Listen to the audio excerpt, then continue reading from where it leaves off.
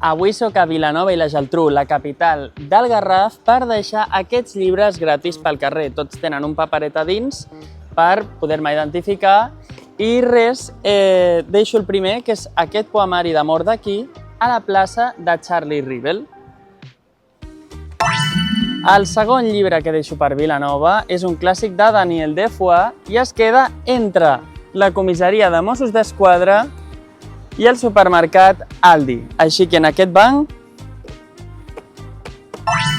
a la plaça del Portal de Sitges, al costat d'aquest parc infantil, deixo un clàssic per a nens i nenes.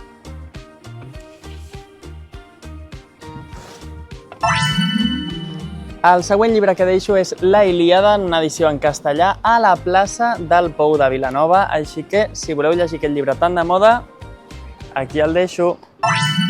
L'últim llibre que deixo és un clàssic i estarà a la plaça de la Vila, que també és un altre clàssic. Així que, aquí, al costadet d'un banc, en aquesta plaça tan meravellosa. Pareu atenció al meu compte perquè properament anirem a més pobles i ciutats de Catalunya.